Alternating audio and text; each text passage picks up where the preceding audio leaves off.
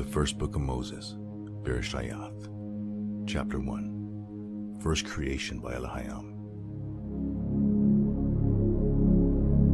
In the former time periods, as a powerful sign of working, chief son and heir Elohim filled with choice things, behold, as a sign Shemayim, the place of the names, and behold, as a sign Aratz, the chief place of running. But observe how Aratz was unorganized and empty, and Sheshach rose up from the deep waters, went up to its face, but the Ruach Elohim, as a wall of protection, moved violently upon the surface of the waters. Elohim then declared, light he will exist, and light he will exist. And Elohim gazed upon that beautiful light, and Elohim made distinctive the light from the darkness. And to the light Elohim called out the name Ya'um, and to the darkness he called out the name Leah Laha. This was the close and the dawn of the first age.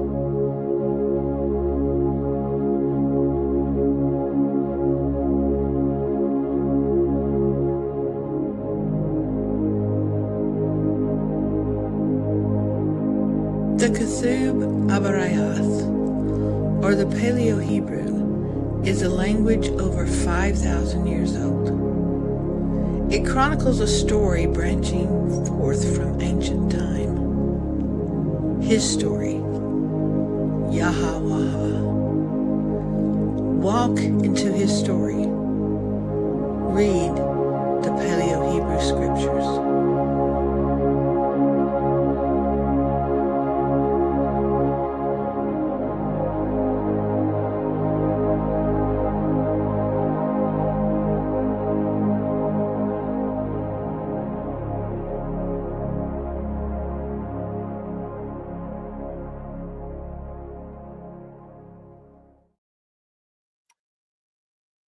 Shabbat shalom, everybody. To the rest of you, shalom, shalom. It's going up in smoke in here right now. Never mind all that.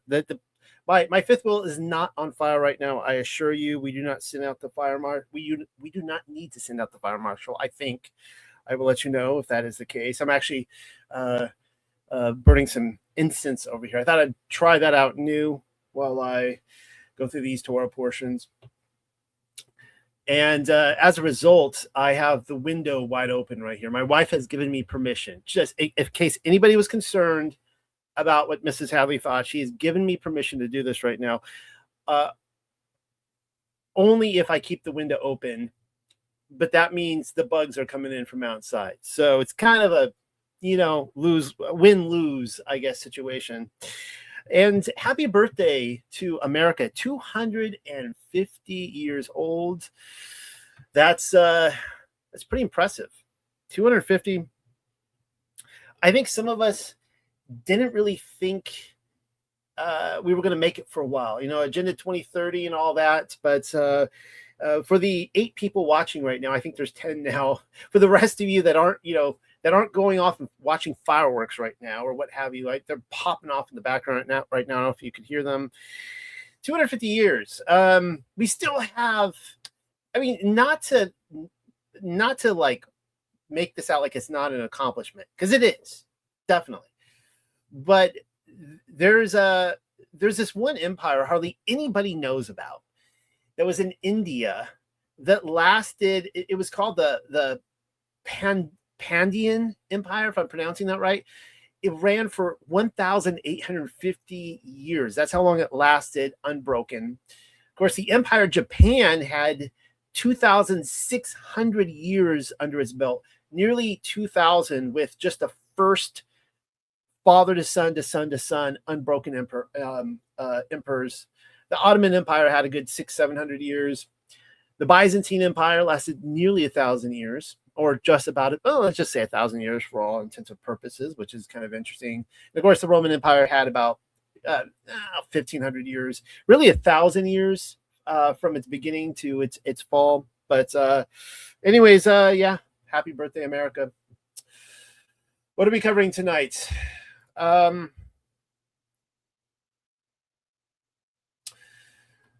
Numbers chapter 22 through 25. I am sad to say that I think we're a week behind. And I didn't expect that to happen, but we will catch up. Before we do get into it, there's a few things I want to show you tonight. This is the Tuck store. You can go over here and there's a nifty button up on top for all the new stuff. People have been asking me, where do I find the new stuff? Well, I just put the button right there. You click it and there it is. And I'm not sure if I showed you guys this last week. This is the moon map shirt, which is just brand new. You are here, and great way to enter a room and get in a discussion with people who are interested about discussing our greater realm and some really cool stuff about cosmology. And this is the one we just premiered today. The Dark Ages. Was it the Dark Ages or 1,000-year reign of Messiah? So that's a pretty awesome shirt.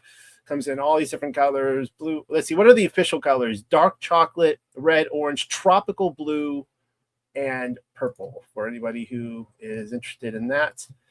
And there is one more order of business. Something I accomplished this week. Well, there is the Revelations of St. Bridget of Sweden. For those of you who tuned in to my presentation yesterday, it was on what was the presentation on yesterday? I'm not even thinking clearly. I think it's all small.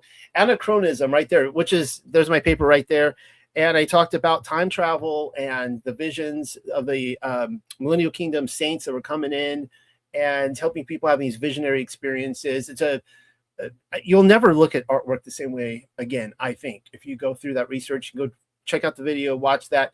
But if you're interested and if you're one of those people that like to look at all the footnotes and read the books that are just noted at the bottom, that's for you. Revelations of St. Bridget of Sweden. It's a great testimony to someone who's actually visiting the Passion, at least by their testimony, claiming to Passion, the nativity site, things like that.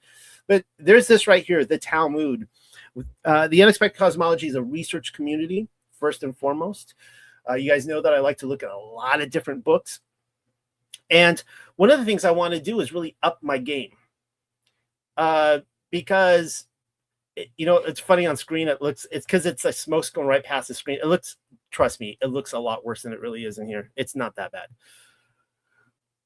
Maybe I'll have to position the instance in a different place next week.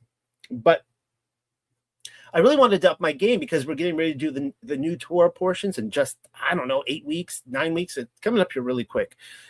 And as a result, I wanted to have all the documentation of the complete Talmud. It's like something like 1,700 pages, which was a lot of formatting on my end. And I decided to put it in book form for those of you who would like it yourself. I would like to offer it for other people. And of course, I just want to make clear to everyone out there, because there's always that one person who just has moral umbrage because of moral umbrage. Just, it's the thing to do on the internet, just to have moral umbrage over the thing, is that nowhere in the history of the Unexpected Cosmology has myself or anybody else here claimed that the Talmud is scripture. What it is commentary on scripture by a bunch of Jewish rabbis through the years, putting them down. And I source it a lot because there are great historical things there, and there are also interpretations. Some interpretations I agree with, some I don't. Some historical facts I agree with, some I'm not quite sure. And of course, the Talmud is like, it's really taboo, but it's like, then I can read from Religions of the Jews. Nobody bats an eye. It's all good, even though they're just sourcing the Talmud, right? So anyways, that's there. It's a 6-volume set for anyone who's interested in that. And what else can I talk about tonight? Join Patreon if you haven't yet, the Tuck Book Club. Just a reminder to everyone out there, every single dollar you support us with, we give that same amount back in the form of coupons every month. You want to get your Talmud? That's how you do it. You want to get your t-shirt? You want to get whatever, get my latest papers? That's how you do it. Support us. You can redeem those every single month.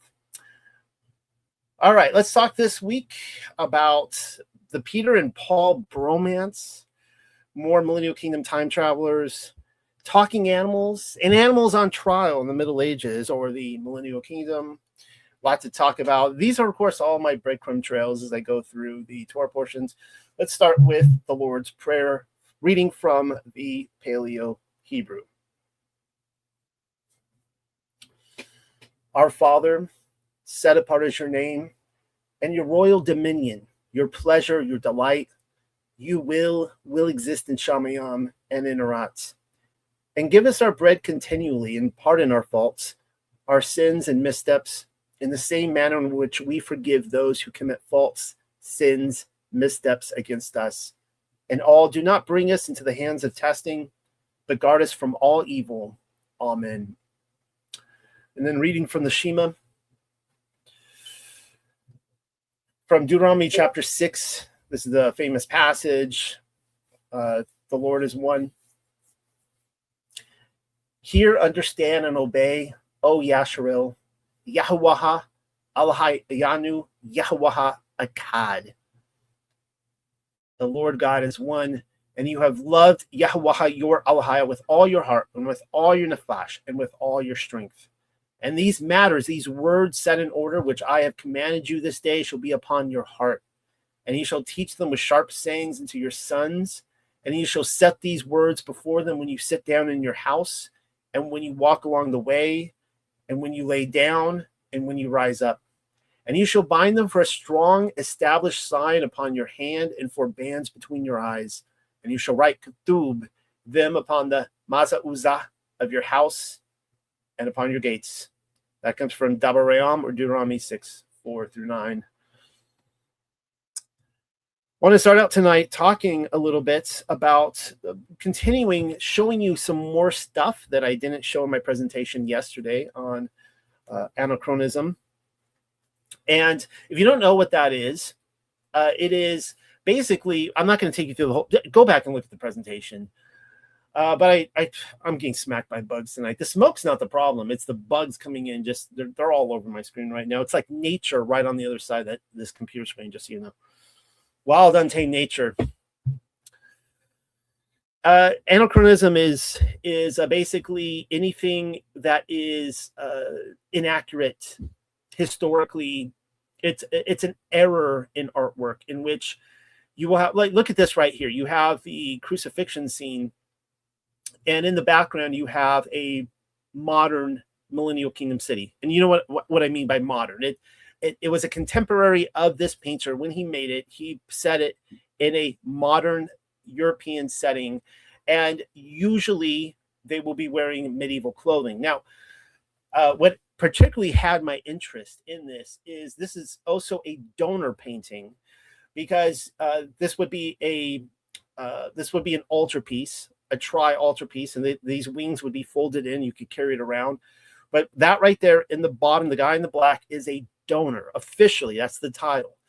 But what I showed you is that I think that these people are having true visionary experiences in which the past is either coming into the present or they are going into the past, similar to what was happening with Elijah and Moses on the Mount of Transfiguration with Joshua. And I showed you actual examples of this happening with St. Francis, with Bridget, with Anthony. There's others. And they even claim in those writings that there were others, even though this is downplayed in history. And then, of course, the artwork just goes crazy with this. So I think that was what was happening. And this, you actually see the patron saints coming in and laying their hands on their heads or their shoulders in order to help them with their vision. Who is the patron saint in this one? It's Paul. Right there, the kind of balding guy with he has his hand on the donor's head. And he's there. Usually he's like in the place of John. Usually that's John there, but that is now Paul. And I'm showing you this for a specific purpose. Here's another one I didn't show you. And this is Peter and Paul. Now, why does Paul look like a Rusky in this one? He looks like a Soviet. But you can tell that's Paul because he has the sword. That's his MacGuffin. Whereas Peter, of course, is the man with the keys over there. And it seems like Peter is laying hands on this man. We don't know what his visionary experience is this time, but he is guiding them in seeing something. What that is, I'm not sure. I think these are the two wings of the altarpiece, so there could be something in the middle that I'm missing here. Once again, here is Paul.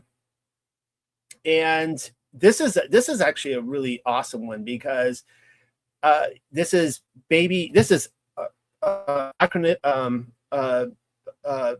whatever. This is at its best. And anachronism at its absolute best, because Joshua is not an adult being crucified. He's actually a baby hugging the cross. I got into that with Docetism, and how he can't be defined by any age group or anything like that. But anyways, that's Paul again. Now, there's a very specific reason I'm going through this activity right now. I'm sorry for everyone out there, but I'm not, who is, anti-Paul. I'm like, no, you can't have Paul in the millennial kingdom. But anyways, there he is taking people to the cross and showing it to them. This is actually where it gets really, really awesome. And I wanted to put this one in my paper, and I just didn't. And who is this on the cross? This is, of course, he's hanging upside down. This is St. Peter dying on the cross. He looks pretty happy there. He seems to have a smile on his face. Well, Mona Lisa smile there. He's hanging on the cross, but right there is a donor. Now, in this one, it doesn't appear that there is any patron saint helping him, which is kind of interesting. But there's a donor there. And if you scroll down here, this one's a little fuzzy, but this is his wife. This would be the husband. We often see this in couples, and there is the wife right there. And she is also seeing St. Peter, but this is, I guess, before his crucifixion. So in the same piece, they're seeing two different visionary experiences of Peter. All right. Now, I've been telling you in the last few weeks that I've been binge watching The Chosen unapologetically. My wife and I have been really enjoying it. We're like almost halfway through season 5 right now. So if you guys know, like, they've only released 5 seasons. So it's kind of sad. There's 2 more to go. But this is the couple who play Peter and his wife. In this, her name is Eden right there. It's kind of funny that for whatever reason in the series, they decided to give him some sort of like Latin accent. They decided that was just the accent back then. And sometimes she kind of falls out of character, or at least her accent, and she starts sounding like a leprechaun. She starts speaking like a leprechaun. I always find that really funny. But I want to show you the death of Peter and Paul in the Golden Legend. So I just released the Talmud this last week, all 6 volumes. I actually might have more volumes coming down the assembly line with that. But I'm getting ready. I've been hard at work, and I'm actively working on the Golden Legend right now. The Golden Legend has been a dream project of mine for several years. It is over 1,000 pages long. It's 7 volumes. I'm hoping to release it in 2 to 3 volumes tops. I don't want to do 7 volumes, but I'm not going to be cutting anything out. I'm squeezing it all in there. And this is a preview of it. This is another way. I'm just trying to up my game, and I'm trying to have all these resources at my these resources in front of me, so I can quote from Jewish rabbinical stuff, Christian, Catholic, Orthodox, whatever, all these different sources, and have them at my disposal. And I found this really touching. This was a really touching moment. I'm telling you, I got a little teary-eyed reading this as I was editing this week. This comes from the Golden Legend, Volume 4. And it says, "They say accordingly that the blessed Peter, on seeing his wife led to death, rejoiced on account of her call and conveyance at home, and called very encouragingly and comfortingly, addressing her by name, 'Remember the Lord.'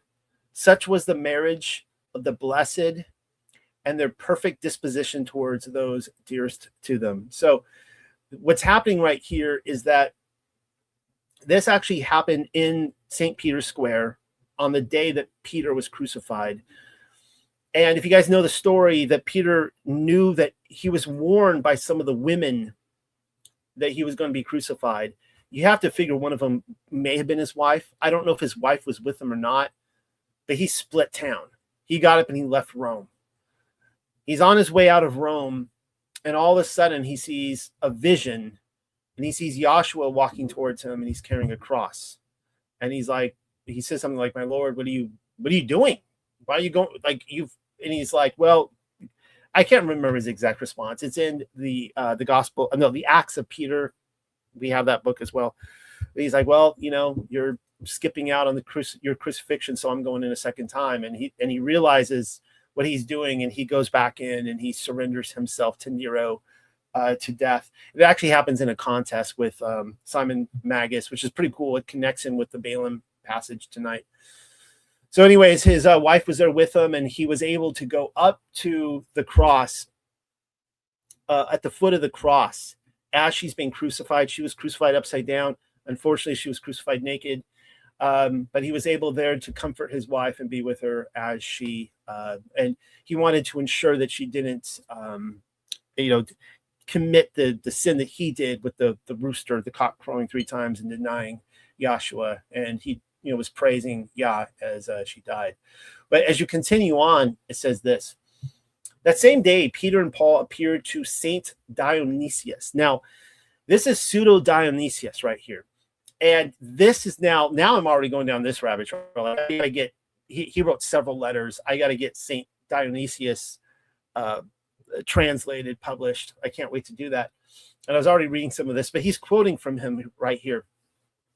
Saint Dionysius claimed to have been there. He was a disciple of Paul, and he claimed to have been there to observe that both Peter and Paul died on the same day. There's actual multiple witnesses that claim that Peter and Paul died on the exact same day in Rome, but just at different points of the city. Paul was thrown outside the city, outside the walls, whereas Peter was in the circus. So St. Dionysius, as he says in his foresaid epistle in these words, so he's quoting now from his actual letter: understand the miracle and see the prodigy, my brother Timothy. And he's writing Timothy, who is, Paul's beloved Timothy. Of the day of the martyrdom of them, for I was ready in the time of departing of them. After their death, I saw them together. He's saying Peter and Paul, hand in hand, entering the gates of the city, and clad with clothes of light, and arrayed with crowns of clearness and light. This is the first time I ever read this week, and I have to tell you, this is like the ultimate bromance right here. I mean, these two guys, they probably had a lot of bickering and not getting along, and you get that sense in Galatians.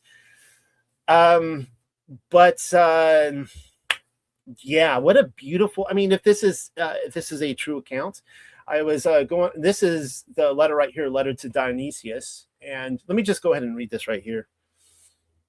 Oh, beloved brother, listen to a miracle and behold a sign that occurred on the day of their sacrifice. I was present at the time of their separation. Now, the whole purpose of this letter is to Timothy to let him know that Paul and Peter were dead.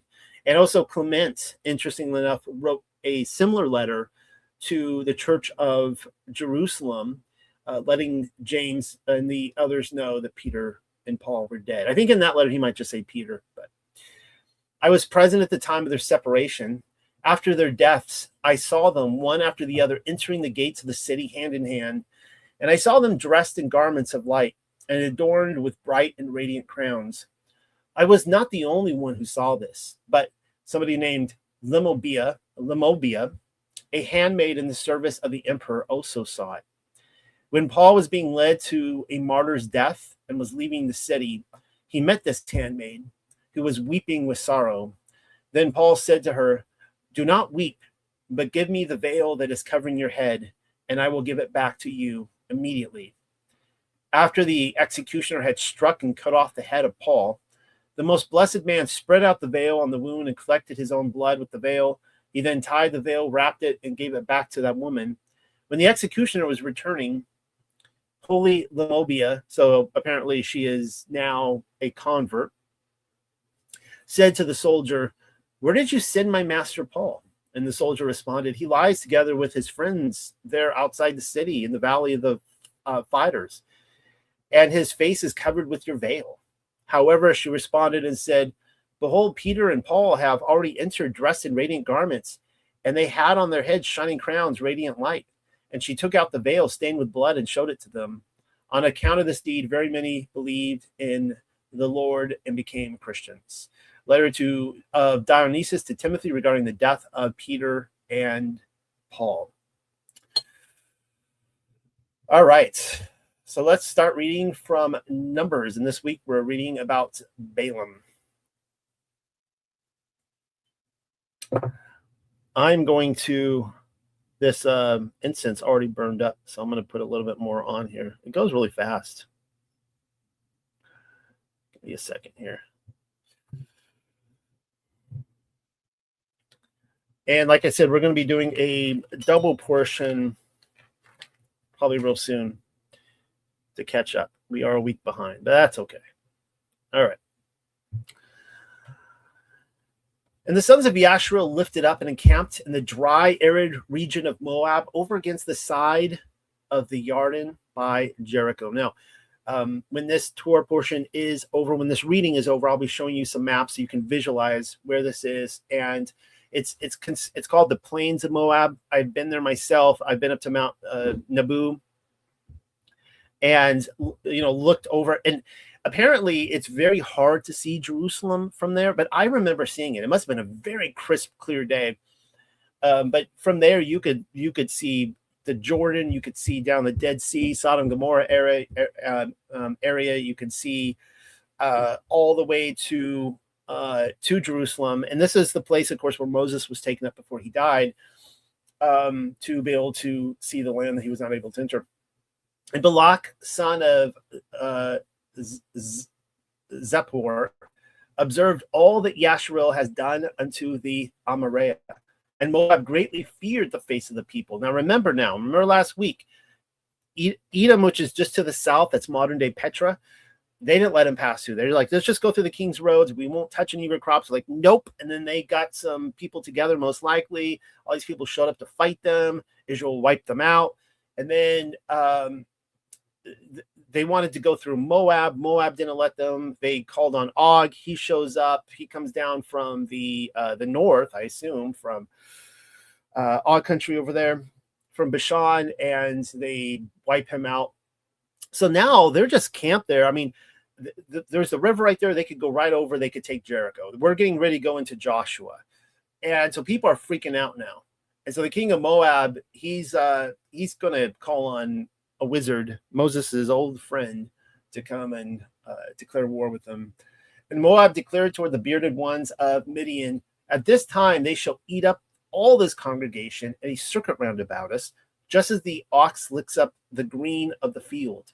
And Balak, son of Zippor, Malak of Moab, or king of Moab, at that time, he sent forth messengers towards Balaam, son of Beor, unto Pathu-Uraha, which is the place of the interpreter of dreams, which is over against the land of the sons of his people, to call out to him to say, behold, a people have come out from Mitzrayim, or Egypt. Look, they cover the eye of Ha'arat, and they have settled down to dwell in front of me. And at this time, come, I beseech you, curse this people for me, for they are robust, powerful, numerous. On account of this, unless I am able to prevail, that we strike against them, then I shall drive them out of the land. For I know whom you, Barak, is Barak, and whom you curse, he is cursed. So it's kind of, kind of interesting there that the king of Moab is kind of setting up the scenario that to be like, Balaam, if you want to bless them, you can bless them, and they will be blessed. But I would, I would like you to curse them. It's kind of interesting that he set that up, though. Like, why even mention that, right? And the bearded ones of Moab and the bearded ones of Midian, with the reward of divination in their hand, walked, and they came toward Balaam and set forth a plan toward him, the purpose plan of Balak. And he spoke toward them, pass the night here tonight, and I will return to you with the word like that which Yahweh the ever-living was set forth toward me. And the nobles of Moab settled down to dwell with Balaam.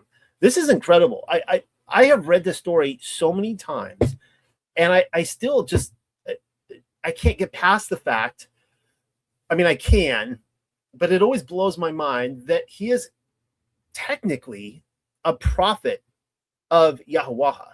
He's a false prophet. He's going to lead them into sin.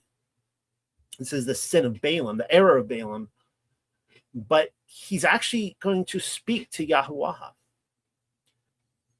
And Allahim came toward Balaam and he spoke, what reason are these men with you? So it sounds like they've had a prior relationship. And Balaam spoke toward Allahim, Balak, son of Sephar, Balak of Moab has sent unto me. Behold, the people have come forth from Mitzrayim, and they cover the eye of Haarat's walk. Curse them for me. Hopefully I will be able to wage war, devouring them. I guess he's being honest, right? I mean, God comes to speak to you, and he knows your heart, no reason to lie to him. And Elohim spoke toward Balaam, do not you walk with them. You will not curse the people, for they are blessed, or Barauk. The footnote here from Pamela is one to whom Elohim has bent the knee, and in celebration has placed a gift at his feet. Now, here's the thing, and I wonder about this. Balaam is introduced in the story like he has to be told about these people in the wilderness. Clearly, he knew they were there. And when he comes to Elohim and tells him, hey, we're going to wipe out these people. Like, I'm your prophet. I'm coming. I'm just being honest with you. This is what we're doing. And I think he thought Elohim or God would be okay with that. The reason being is that we've just read through several or dozen or however many weeks, where week after week, Elohim's like, that's it. I'm going to wipe these people out. He sends like these fiery serpents, basilisks or whatever, and they're coming and biting everybody, and these diseases, and he's dropping people in holes in the ground, and it's just event after event after event. And you have to wonder if they had this discussion. Like, he had him on the back burner. Like, he could have used Balaam to come in and curse the people on all those times he wanted to wipe them out. Of course, Moses is always coming in as their advocate. And Balaam arose upon daybreak, and he declared toward the nobles of Balak, walk toward your land, for Yahweh has refused to give me leave to walk with you. And the nobles of Moab stood, and they went toward Balak and said, Balaam refused to walk with us. And Balak gathered together yet again, sending forth nobles greater and with heavier weight of splendor than those previous. And he came toward Balaam, and they said to him, in this manner did Balak speak, do not, I beseech you, be kept back from walking toward me, for I would greatly honor you with a heavy weight of splendor, and all which you speak toward me, thus will I fashion. Now walk, I beseech you, execrate for me this people. And Balaam lifted up the voice, and he declared, conditionally, if Balak should give to me his house filled with silver and gold, I'm not able to pass over the mouth of Yahweh the ever-living, my Elohiah, to fashion anything either small or perhaps mighty. I beseech you, sit down in this place now and also this night, and I will acquire knowledge from what Yahweh will gather to plan with me. And Elohim came toward Balaam, and he said to him, conditionally, if the man come to call out unto you, rise up, then walk with him. Certainly, though, the debar, the word set in order toward you, him you will fashion. And Balaam rose up at daybreak, and he saddled his she-ass, and he went unto the nobles of Moab. And the anger of Elohim burned because he walked. And Malach Yahweh took a stand along the pathway as a shaitan, or a Satan, against him. Now, this is interesting because when, I don't even want to say it, all right, but I'm going to kind of speak in a bit of a coded phrase here, but there are a lot of people out there, and they enter this camp all the time, who believe that the God of the Old Testament is the Demiurge, that he's Satan, all right? And I couldn't disagree with them more, but they will, it is really hot in this room. They will often point to this passage of scripture, and this is where they will reel you in on this right here. It says right here that he's a Satan. Well, he is the adversary here of Balaam. He is Balaam's adversary. That this angel, this messenger of Yahweh, might be Yahweh himself. He is his adversary. So the thing is that any of us can play the role of the Satan. We can be somebody's adversary, and we could stand in their way. We can accuse them. Typically, that is not a position you want to be in. You do not want to be a Satan or an accuser. You certainly don't want to have the heart of an accuser and just go around accuse. But if you were to claim that somebody has broken the Torah, whatever. You're going before the judges of Israel. Let's just give the scenario, right? It's a very unlikely scenario for anyone listening, but let's say there is a local villager and they are, they're doing something evil in their backyard, and you know that they've done this. You've got a second witness now. You bring them before the judges of Israel. You accuse them you are playing the part of their Satan. Well, the Shias observed Malach Yahweh stationed in the pathway, his sword drawn in his hand, and the Shias turned away from the pathway and walked into a field.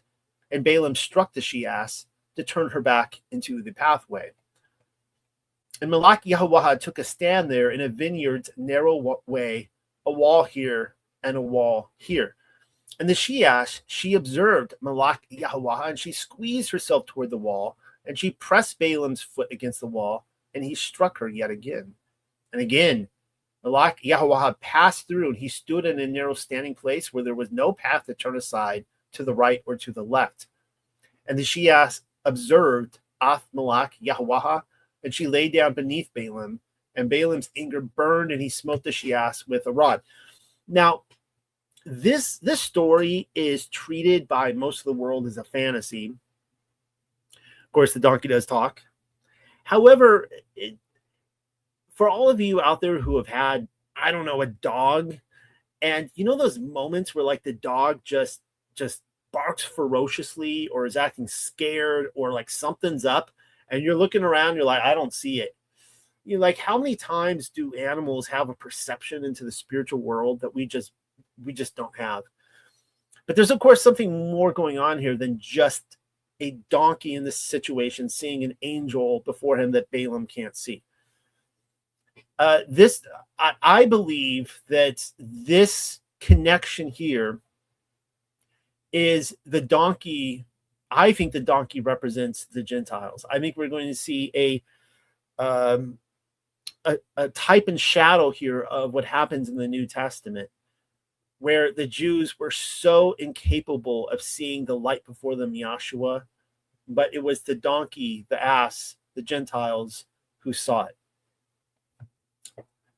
That's, of course, not just my interpretation there. That's not my solo interpretation. That goes back to many of the early church fathers who saw this connection. And we'll get into some of that artwork tonight showing you. And Yahweh, the ever-living, opened the mouth of the Shias, and she spoke unto Balaam, what have I done to you that you have struck me these 3 steps of the foot? Now, what I love about this passage here, it wasn't just, I don't think Yah is like a hand puppet here, like he shoves his arm and his hand up into the neck and the mouth of the donkey and just makes him talk, and he's just like animated but doesn't know what he's talking about. Like, I think the donkey really knows what she is saying here. The difference is that he has opened the mouth in a way that the donkey can communicate. But I think this is if he hadn't done that, the donkey would still be thinking these same thoughts. And Balaam declared unto the Shias, because you have vexed me, acting petulant against me, if only there existed a sword in my hand, for at this time I would kill you. Well, that's quite the thing to say to your pet who finally starts talking to you. I'm going to kill you for, I usually, like whatever. All right. And then she asked, I mean, that's just not how I would respond, but I'm not Balaam. Thank you. And then she asked, declared unto Balaam, am I not your own Shias, which has carried, this is just like a woman right here, which has carried you continually until this day? And you talk to me like this. Has this ever been my habit to fashion thus unto you? In this manner, he replied, no. Probably kind of drooped his head a little bit here. And Yahweh, the ever-living, uncovered the eyes of Balaam, and he saw the angel, the messenger, Yahweh, standing in the way with his sword drawn. And doing homage, Balaam fell upon his face. And Malach Yahweh declared to him, why have you struck your Shias these 3 steps of the foot? Behold, I had gone forth to be an adversary, or a Satan. For your say is perverse in my presence. And the Shias observed me, and she turned aside from my face these 3 steps of the foot. Unless she had not turned aside from my face, Certainly at this time also I would have killed you, and as a sign, her I would have kept alive. And Balaam declared unto Malach Yahweh, I have erred. I did not know that you stood against me in the way. And now, if it seem evil in your eyes, I will turn back by myself. And Malach Yahweh declared toward Balaam, walk with the men. Nevertheless, only Ath Ha Dabar, the word which I set forth toward you, that shall you speak. So Balaam walked with the nobles of Balak.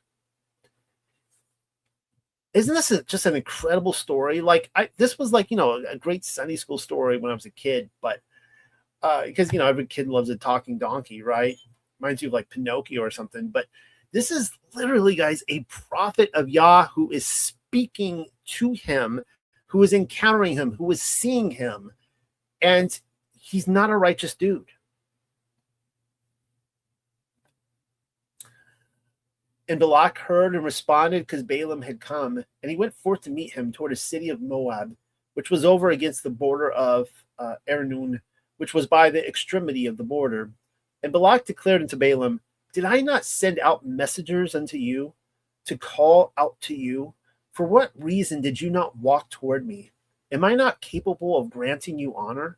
And Balaam said unto Balak, behold, I have come to you at this time. Do I indeed have the ability to say anything? Ha Dabar, which Elohim has placed in my mouth, him shall I speak. And Balaam walked with Balak, and he came into the city of walls. And Balak slaughtered as sacrifice oxen and sheep for Balaam and for the nobles which were with him. Interesting, these are clean animals. He doesn't slaughter pigs here. And bunny rabbits or, snakes or I don't know, any other kind of unclean animals. And he existed upon daybreak that Balak took Balaam and caused him to ascend into the high places of Baal, that he might observe from there the extremities of the people. And Balaam declared toward Balak, build for me in this place 7 altars, and stand upright to me in this place 7 oxen and 7 rams. And Balak fashioned like the plan which Balaam had purposed. And Balak and Balaam offered as an ascending offering a young bullock and a ram on each altar.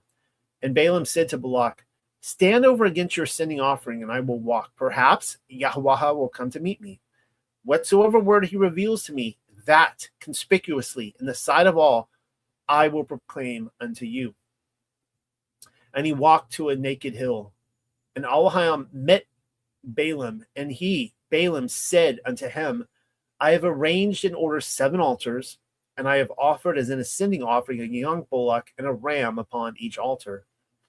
And Yahweh the ever-living placed a word in Balaam's mouth, and he declared, turn back towards Balak, and like this shall you set forth the word. And he, Balaam, turned back toward him, and behold, Balak stood by his ascending offerings, he and all the nobles of Moab. And Balaam lifted up his parable. From Aram, Balak of Moab, has led me forth from the mountains, where the sun rises on the horizon. Walk, curse for me, Yaakov, and walk, provoke to anger, Yasharel. To what profit shall I curse whom Al has not cursed? Or for what reason shall I enrage whom Yahweh has not enraged? For from the head of the rock I observe him, and from the hills I will regard him. Behold, the people separated. He shall settle down to dwell, and among the Goyim he shall not be calculated. How can the dry earth of Yaakov be numbered? Or how can a 4th part of Yashro be tallied? Let my Nephash die the death of the upright ones, and may my future time exist like his. And Balak declared toward Balaam, for what purpose have you fashioned this unto me? I took you to curse my enemies, and behold, you have gifted them a barak, a blessing. Just spoken like a true, prophet of Yah, really, right? It's never what people want to hear. Even when you're working for the bad guys.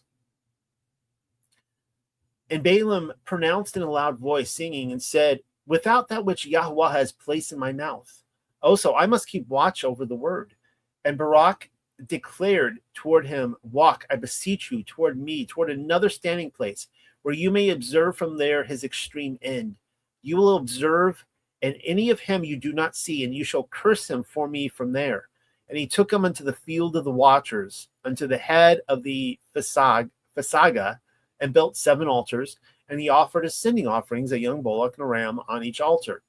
Now, I was trying to find for tonight an actual map of the walking route of Balaam.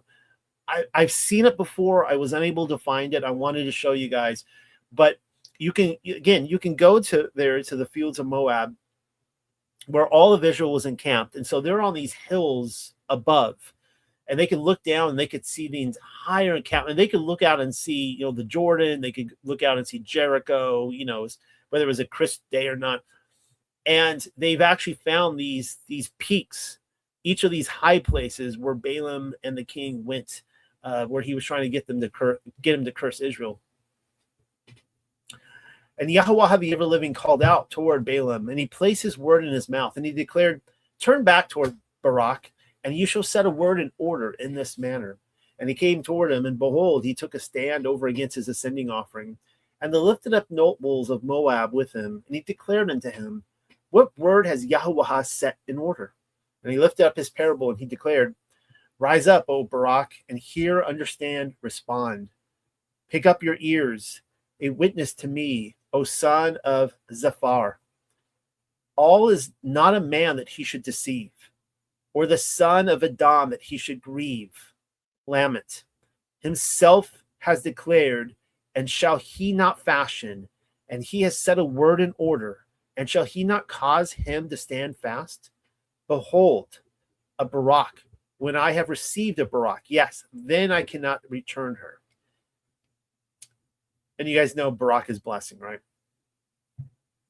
He has not observed misfortune in Yaakov, and has not seen weariness, trouble, vexation in Yasharel. Yahweh, his Elohai, is with him, and the joyful noise, a warlike cry, Malach, is among him. All has brought them forth from Mitzrayim, like the swift course of a Ra'am unto him, which is, there's the word for unicorn right there. Pamela actually puts it in unicorn. For there is no enchantment against Yaakov, and no divination against Yasharel. In a proper time, at a fitting opportunity, he shall declare of Yaakov and of Yasharel what Al has created. Behold, the people are like a roaring lion. He shall rise up, and like a young lion, he shall lift himself up, and he shall not lie down, until he eats that which was torn into pieces, and he shall drink the blood of the slain. And Balak declared, if cursing, you will not curse them, certainly do not Barak them. And Balaam pronounced in a loud voice, and he made declaration, Balak, did I not send forth words toward you to declare, all Yahweh will speak, him I will fashion? And Balak said unto Balaam, walk, I beseech you. I will take you toward a standing place. Afterwards, if approvable in the eyes of Ha-Alahayam, then curse them for me from there. And Balak took Balaam to the head of the Fa'ar that looks down over the face of the waste. And Balaam declared toward Balak, build for me upon this place 7 altars, and make ready for me 7 bullocks, 7 rams. And Balak fashioned like that which Balaam had said, and he offered as an ascending offering a young bullock and a ram on every altar. I guess you can't blame him for giving it the old college try. He kept trying to get a different word from Yah, didn't he? One in which he could fulfill his duties and curse Israel. And Balaam, observing that it was excellent, pleasant, beneficial in the eyes of Yahweh the ever-living, to Barak, to bless Yasharel, therefore, he did not walk step after step to meet for divinations, but he set his face toward the wilderness. And Balaam lifted up his eyes, and he observed Yasharel dwelling according to their tribes. And she existed over him, the Ruach of Elohim. And he lifted up his parable, and he declared, an utterance of Balaam, son of Beor, and he shall prophesy, the strong one, whose eyes are open. An affirmation heard and understood. I have declared of all what is an ecstatic vision of Shaddai. And this would be El Shaddai right here, his other name, falling into a trance but having his eyes naked. How excellent are your tents, O Yaakov, and your Mashakan dwelling place, O Yasharel. Like torrents in the valley, he stretches out, like a garden over against the river, like trees of aloe, which Yahweh the ever-living has planted upright, like cedar trees over against the waters. The waters flow from his buckets, and his seed upon great waters, and exalted his malak rises up, and his kingdom will be lifted up. All chief shepherd has brought him forth from Mitzrayim, like the swift strength of the Re'im unto him. There's the unicorn again. He shall consume the goyim, his enemies, and their bones are cut off, and with his arrows he shall agitate them, bowing, lying down like a lion's whelp, and like a roaring lion. Who would cause him to rise up? And he who will barak you, he is barak, and he will curse you, he is cursed. And the anger of Balak burned against Balaam, and he clapped his hands. And Balak declared toward Balaam, I called you here to curse my enemies. And behold, you did barak, these 3 strokes of the anvil. Now run away for yourself toward your place, for I had thought to greatly honor you. But behold, Yahweh the ever-living had held you back from honor. Kind of interesting line there, if I'm reading that right, that if the king of Moab, Balak, represents the worldly system, here he wanted to honor Balaam, this renowned wizard, and Yahweh has held him back from honor. That's kind of interesting. And Balaam declared, and it's so sad too for Balaam, because this is false prophets, right? Like, he could have chosen to be in with the world and to align himself with Balak, and he chose not to. He chose to be a prophet of Yahweh, but in a way that was just totally wrong, right? Actually leading Israel into sin. And Balaam declared toward Balak, did I not speak unto your messengers which you sent forth unto me? I set words in order to declare conditionally should Balak give to me his house, made full with silver and gold. I am not able to pass over the mouth of Yahweh the ever-living, to fashion either the beautiful or the bad for my own heart. But what words Yahweh the ever-living will set in order, him I will speak.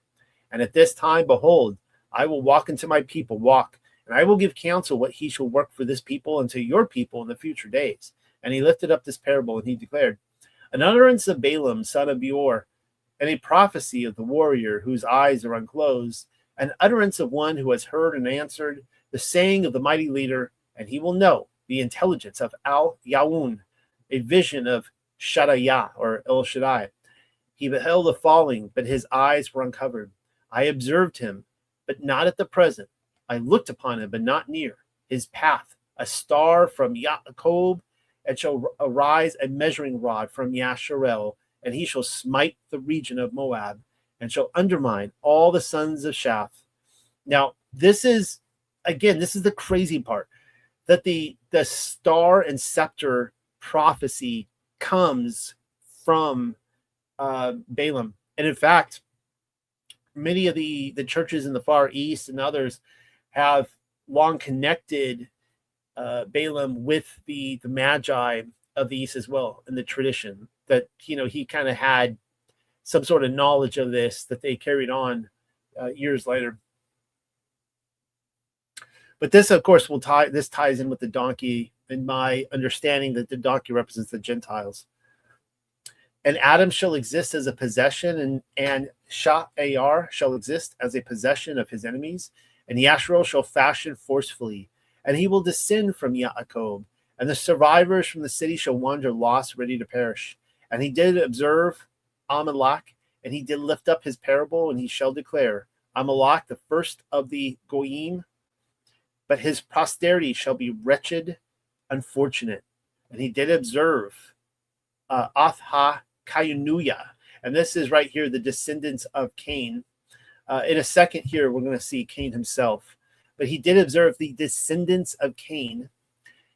So the descendants of Cain are still alive. This would be, serpent seed territory, right?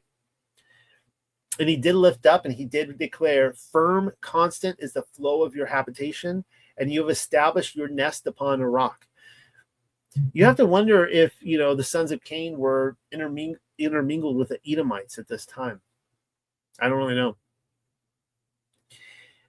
But conditionally, should Cain exist to be burned with fire, until when shall Ashur take you captive? So here he is embedded here within the Paleo-Hebrew. Cain still exists, and for the purpose of eventually being burned with fire, which is fascinating in and of himself, because the judgment has passed, according to Peter, from water to fire. Who was the first to figure it out? It was Nimrod.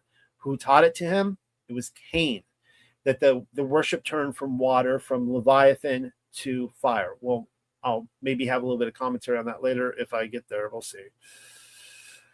And he lifted up his parable and declared, woe, who shall exist when Al establishes him? And ships are from the hand of Kathuyam and Ashur, that is Assyria.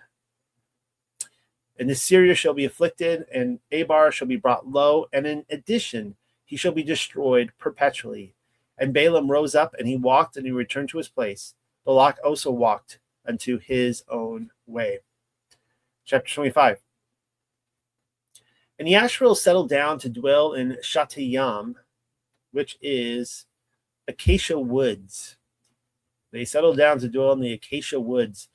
And the people were, and by the way, I personally think that that whole wilderness region there, the whole Jordan, it was probably pretty wooded and lush back then, much more than it is now. I mean, it was, wilderness, right? Maybe a little desert, but I think it was more lush. It was there that the people were seduced to commit fornication with the daughters of Moab. And they called out unto the people to sacrifice unto their Allahiah. And the people did eat and did bow themselves down unto their Allahiah, their gods. And Yasharel was bound to Baal, and the anger of Yahweh the ever-living burned against Yasharel. There it is right there. So this is how he did it as a false prophet. He had no choice as a prophet of Yah to bless Israel. But nevertheless, he was able to lead them into them choosing their own curse. He knew the one way to defeat Israel was women. Apparently, he'd been reading early drafts of Genesis, and he realized the whole daughters of men thing in Genesis 6, or Eve with Satan in the garden. And he's like, this is how we do it right here. Bring down some beautiful women, and the men will, like in Looney Tunes fashion, their tongues are going to hang out, and the women will be like, you can have me, but you have to bow down. And maybe they had handlers there, like guys, they're like, you can have these women, you just got to worship the gods. Here's some sacrifices, give some sacrifices to these gods. That's all you got to do. Just worship our gods. You're good to go. The Israelites were like, yeah, we can do that. That's not a big problem. I'm sure God's not going to mind that much.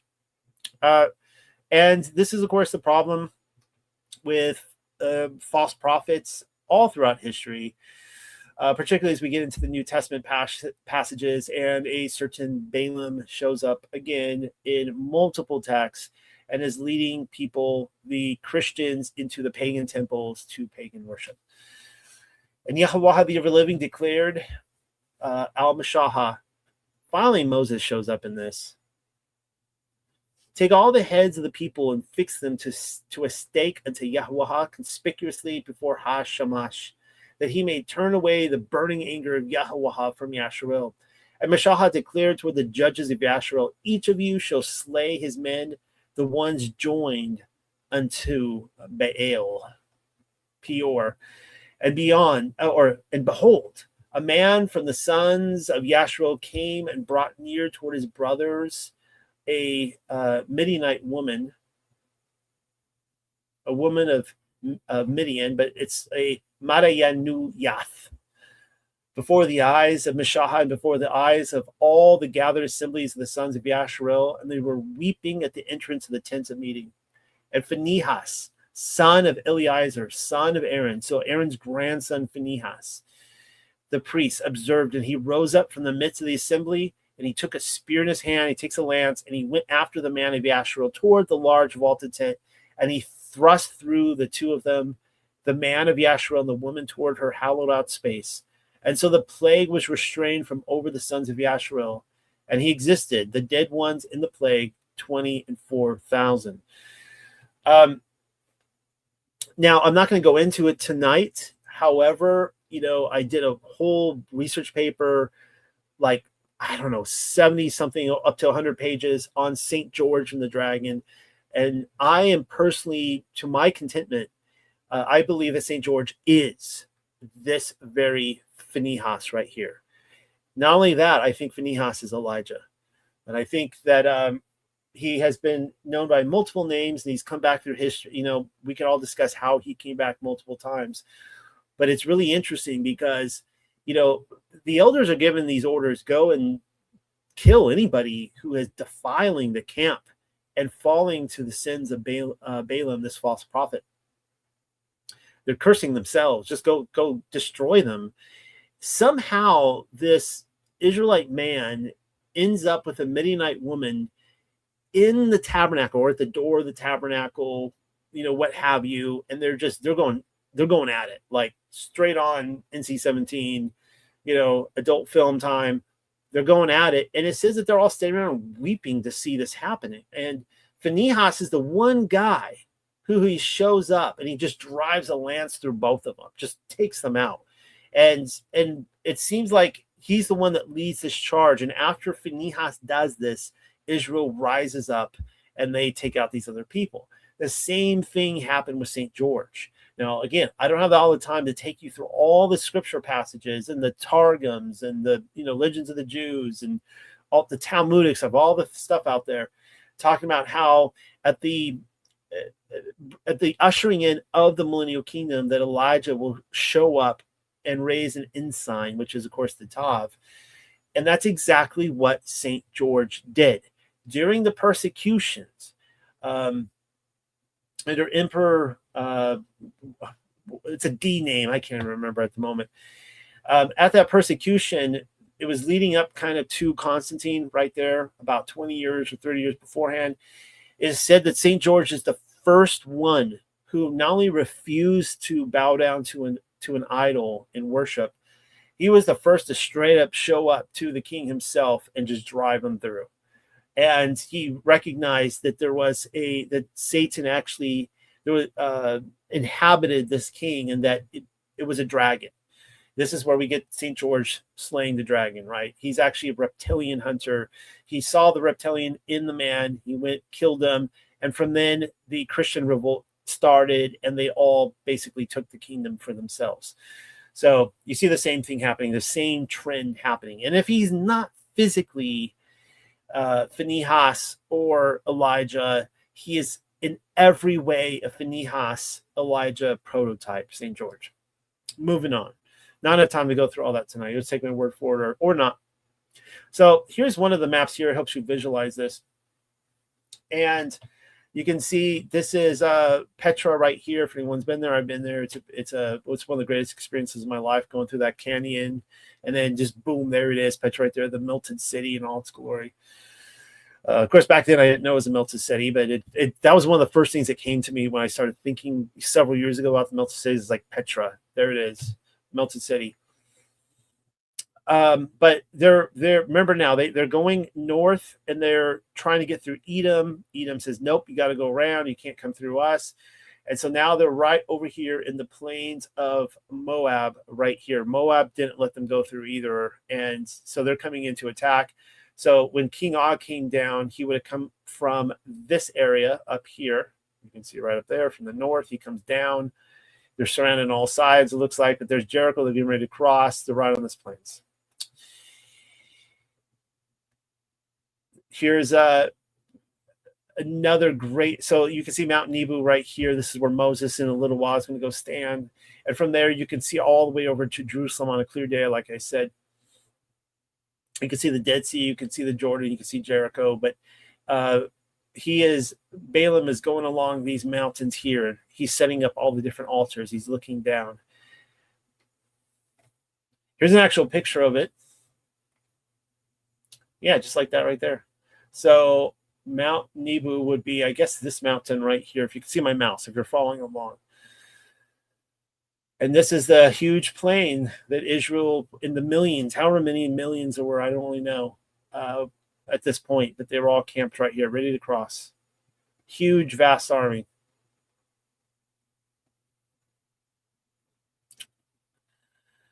So like I said, it's been 20 years exactly, 20 years and 3 or 4 months since I've been to Mount Nebo. I need to go back again. And I couldn't find any clear pictures. It was a lot clear. It was crystal clear. I mean, maybe I went in the Millennial Kingdom. I don't know. You know how, like, in the Millennial Kingdom, you could basically stand on the shores of LA, and you could, in California, you could see Australia, and you could see all the way across the earth, the righteous could. You know, maybe it was just one of those days. I don't really know. But so it's pretty hazy here, but you can see the Mount of Olives on a really clear day right there, all the way over. And then it's because it's high elevation, and it dips down into the Jordan, into this whole valley down here. All right, this is the Balaam text. I'm going to show you one more map. So again, they're camped right somewhere in here. They can look across to where Jerusalem is over here. And the Balaam text was found in Deir Allah. And it's just giving more confirmation. So right up here, above the Jabbok River, which splits off from the Jordan, or it actually doesn't split off. It actually runs in and connects with the Jordan because it's going downhill. It's just further confirmation about how popular Balaam was in this area. It was discovered in 1967 in an excavation there. You can read up more on that yourself. I'm not going to go into all this just for lack of time. I just want to read the text. It's a fascinating text. Now, as you get down to the bottom here, you see we can't read a lot of it. This is here's a picture of it here. I think it was actually inscribed on a wall, a surviving wall, like on a house. And so it's not really like tablets or anything like that. This is the book of Balaam, son of Beor, a seer of the gods. So this is like gets straight into the divine council, because Balaam is talking about that there's, though he claims to be a prophet of Yahweh, he's talking about all these different Elohim that sit in council up in heaven. To him came the gods at night, and they spoke to him according to the utterance of El. This would be assumedly Elohim, the Most High. And they spoke to Balaam, son of Beor, thus. We don't know what they said. It's ... And Balaam arose in the morning, and he was not able to eat. And he fasted while he was weeping grievously. And his people came to him, and they said to Balaam, son of Beor, why do you fast? And why do you weep? And he said to them, sit down. I will show you what the Shadayen are saying, ... ing. Now come, see what the Elohim are about to do. The Elohim gathered while the Shadayen met in assembly. There it is, the assembly in heaven. And said to Shamash, thou mayest break the bolts of heaven, and the clouds let there be gloominess, and no brilliance, darkness, and not thy radiance. Thou mayest cause terror by the gloomy clouds, but do not be angry forever. For the swift is reproaching the eagle, and the vultures brood the ostrich. The stork is ... the young of the hawk, and the owl the chicks of the heron. The swallow is ... ing, the dove, and the sparrow, and something about the staff.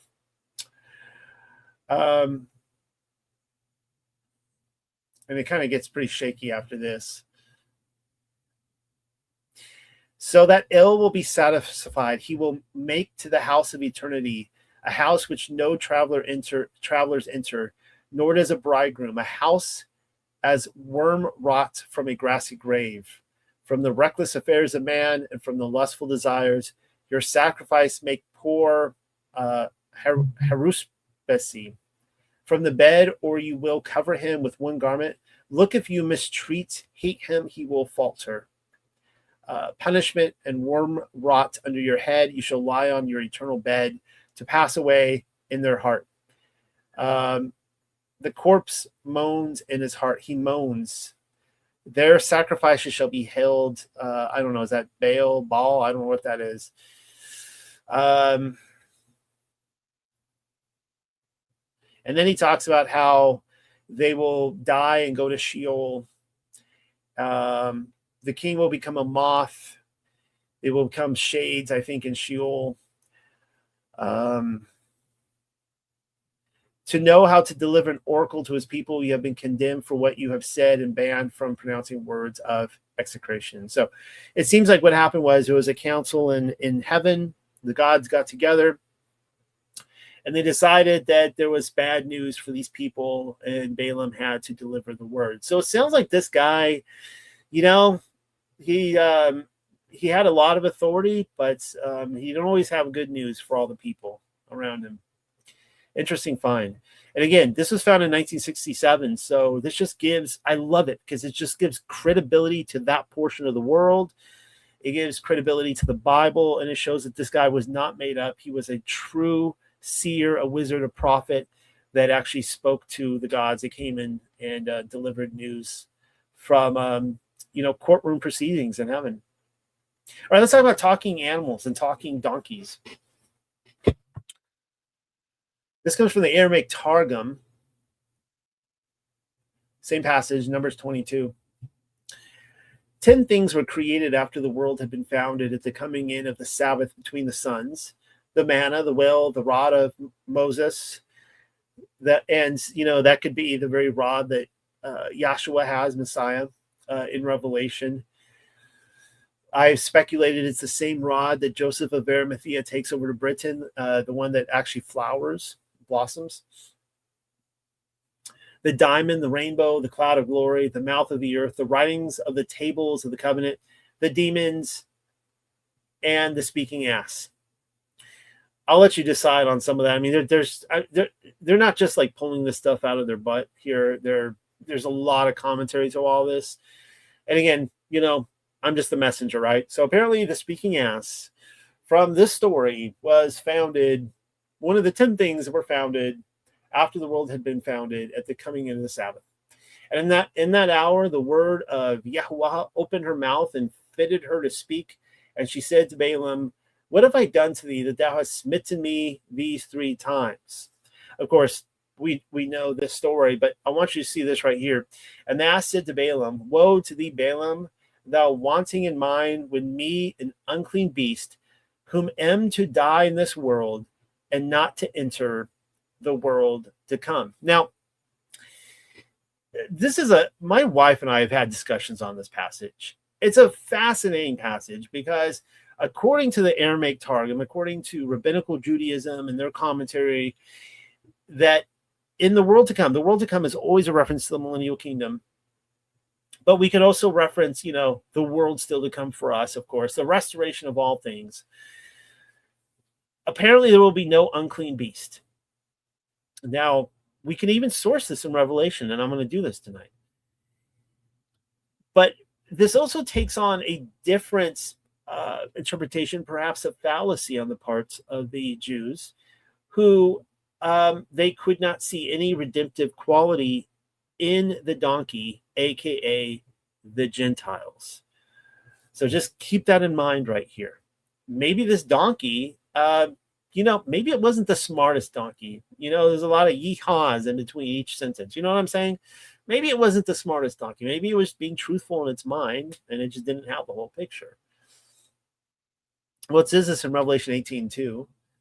And this is a little awkward, of course, for anyone who says that, all animals are made clean. Clearly they are not, because after Peter's vision in Revelation, we get this.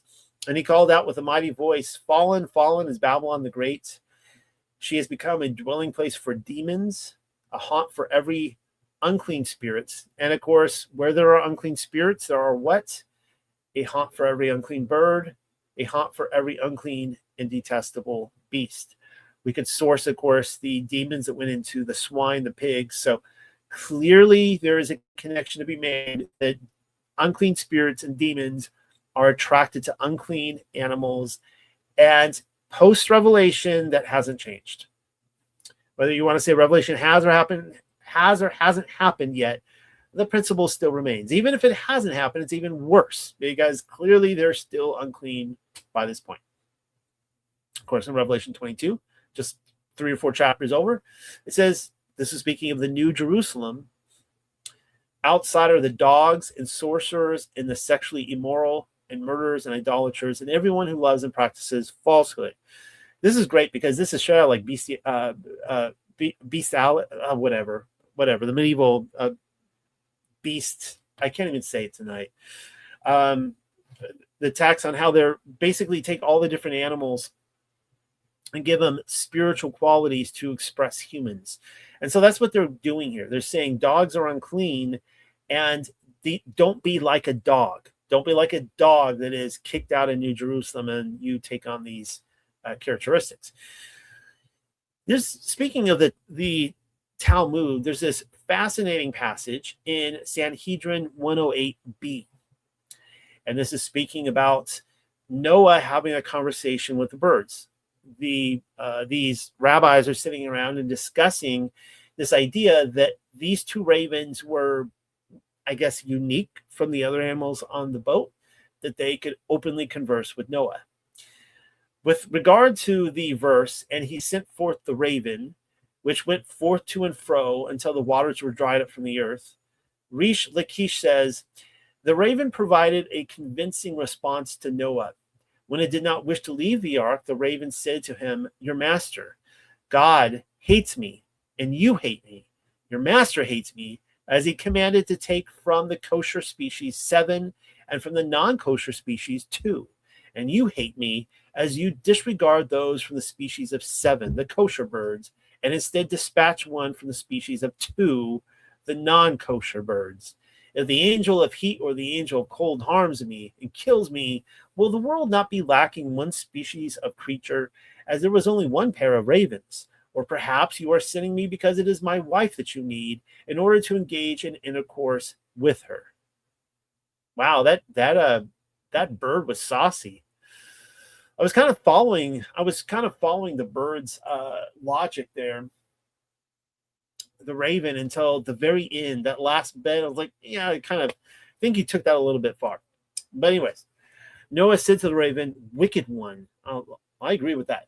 Wicked one. If with the woman who is generally permitted to me, my wife, intercourse is forbidden to me, then with regard to domesticated and undomesticated animals, which are generally forbidden to me, is it not all the more so the case that they are forbidden to me? I don't even know how he would have intercourse with the raven. That just don't even want to think about that. Moving on. So we have a count there, according to the Talmud, that there were talking animals on the ark. Keep in mind too that there's a lot of things going on in that on the Love Boat. There was also Og. Apparently, he was a passenger on there. That's neither here nor there at the moment. We have this guy right here, a Greek Babrius. He was a contemporary, I think, of Aesop, or maybe one of his students or whatever. And this is going back into the Plato era. So I find this really fascinating. This is the Greek perspective of the Golden Age. And this is what he says.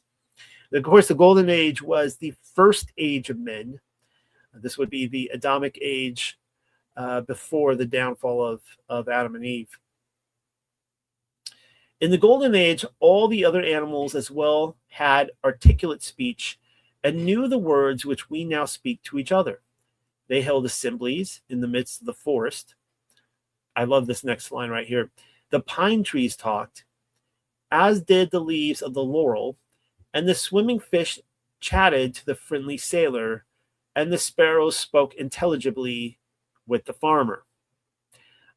I just like, I love that line there. I just had a dream the other night, about 2 nights ago, the most vivid dream that I was I was driving through the woods, like I don't know where it was. It was almost like the redwoods of Northern California or Oregon, kind of like the rainforest up there. This very just remote wood. And all of a sudden I saw like about 12 or 15 or so spirits of trees. And they were all crossing the road in front of me. And I watched them go in. They were trying to get into a council of trees. And no, this was not, I hadn't been watching Lord of the Rings. This wasn't Ents or anything like that. But it was so vivid. And you know what I'm talking about when you have those dreams where they're just like, they feel more real than waking life itself. It just felt so real and it just kept going. And so I've always just dreamt of you know, a reality, maybe in the future world where trees can talk again and we can communicate with them. And I've had a few experiences with trees, but the antiquities of the Jews. And this is what Josephus says about talking animals. Speaking of the golden age, but while all the living creatures had one language, there is right there. So all the animals of the earth could speak. And I don't know what this one language means. Honestly, the way I envision this is more like Star Wars with Han Solo and Chewbacca. You know, like Han Solo speaks perfect English, but then Chewbacca's like, you know, and they like communicate, like they totally understand. They just go back and forth and understand each other. There's like no reason for an interpreter. And, you know, everybody else sees Chewbacca. He looks like a walking carpet. But that's kind of how I imagine it. Like the birds would talk. They would chirp the way they do, and dogs would bark, and just you go down the list. The cows moo. You know, everybody knows Old McDonald's farm, all the different parts. But just everybody was understanding each other. Anyways, all the living creatures had one language at that time. The serpent, which then lived together with Adam and his wife, showed an envious disposition. And this is true. The serpent did live with them. If you look at the Revelation of Moses, some of the other texts, Satan actually comes in, and he's most like the serpent. Of course, he's serpentine, as you know, a creature, and he convinces the serpent to let him possess him and enter him. But nevertheless, the serpent did live with Adam and Eve. That's true. Showed an envious disposition at his supposition of their living happily and in obedience to the commands of God, and imagining that when they disobeyed them, they would fall into calamities. He persuaded the woman out of malicious intention to taste of the tree of knowledge, telling them that in that tree was the knowledge of good and evil, which knowledge, when they should obtain, they would lead a happy life, nay, a life not inferior to that of God, by which means he overcame the woman and persuaded her to despise the command of God. He also deprived the serpent of speech out of indignation at his malicious disposition toward Adam. Besides this, he inserted poison under his tongue and made him an enemy to men, and suggested to them that they should direct their strokes against his head, that being the place wherein lay his mischievous designs towards men, and it being easiest to take vengeance on him that way. And when he had deprived him of the use of his feet, he made him go rolling all along and dragging himself upon the ground. Now, there was a ... there, a little skipping. It was actually Yahweh doing that, putting the curse on him. And I always want to show you guys this. I will one of these times. Some of the articles that show that according to Scientology, they claim, and I think it's true, that the snakes really did have legs at one time. They show that they actually did walk. I just think that's so creepy. I don't like snakes. If any of you do like snakes, yes, you can still be my friend, but please, I am not going to sleep under the same roof with snakes. I'm just not. I don't like snakes. I don't like the thought of snakes under people's houses, though I know that they are there from time to time. But I think that I suspect that these snakes had more than just legs. I think some of them had wings, like the basilisk. So I think that the slithering on their belly was not just losing the legs, but the wings as well. Of course, you guys are probably familiar with this passage in Jubilees 3 saying, on that day, this is the day that Adam and Eve committed their transgression, and on that day was closed the mouth of all beasts, and of cattle, and of birds, and whatever walks, and whatever moves, so that they could no longer speak, for they had all spoken one with another with one lip and with one tongue. Now, I know what that means right there, one tongue. It means like the Hebrew language or something like that, right? And so maybe that's the case. Maybe cows really did speak in Hebrew, and horses and pelicans and lions and sheep. I don't know. I wasn't there. It's hard for me to imagine a dog speaking Hebrew and so on and so forth. I think that they probably, spoke in the way they did. I just think that they were probably understood by everybody. But that is the first confusion of tongue. We always think about Genesis 10, 11 territory for the confusion of tongues, but that was the first. I'm going to be skipping this story. I don't have time. There is the talking wolf in Jasher, and this comes after Jacob's sons lied to their father about what happened to Joseph and claimed that a wild beast killed him, even though he was sold to slavery. And then this wolf shows up. They're going to kill the wolf because Jacob tells them, go out and kill this, kill the animal that did it. They bring in this wolf. And it turns out this wolf was a mother, came from a long journey seeking her child. And it's fascinating when there's a miracle happens, the wolf opens up her mouth, starts speaking to them clear language. I think it was really like, I really do envision it like Han Solo Chewbacca here. The wolf is kind of like, howling or whatever. They understood it. There was like just a connection they understood. But the thing is, though, is that, again, it's like the wolf is just speaking her thoughts. Like she thinks like, even though she can't communicate to us, she thinks like this all the time. So it's a fascinating passage. Solomon, of course, he spoke with trees. He spoke also with the beasts, with the birds and the reptiles and the fish. I think that's really fascinating that he spoke with the trees. And I do. C.S. Lewis talks about, within Narnia, how like the trees would fall asleep and stuff. I think that happened. I think the trees fell asleep, but I do think that there are trees out there that kind of wake up from time to time, kind of yawn, if you know what I mean. There are stories in modern times of people seeing the spirits of trees get up and walk out of the tree. I have books on that. People think that's crazy talk, but they have seen it. As you guys know, I've spoken on how the Sasquatch seems to be somehow connected with trees, either as a caretaker of trees or sometimes maybe even the trees themselves, kind of like a dryad type of creature, even though they look like an ape. And again, I've had a few in my lifetime, just a handful, a smidge of experiences where I felt like there was a living tree, there was a consciousness and energy in a few trees, kind of all in a small area that were kind of somehow conscious. That just was my experience. I can't explain it, but there are ancient texts that seem to imply that that is a very real reality. This is a great parable here in Legends of the Jews on talking animals under Solomon's reign. But like I said, I don't have time. But I do want to talk about, because I want to cover more new material tonight. This is a very popular example that happened in the life of St. Francis of Assisi. As you guys know, he's the statue that is shown in gardens, at least across America, probably in Europe too, because he was friends of all the animals. But this is a story that seems to resemble something similar that happened with Jacob.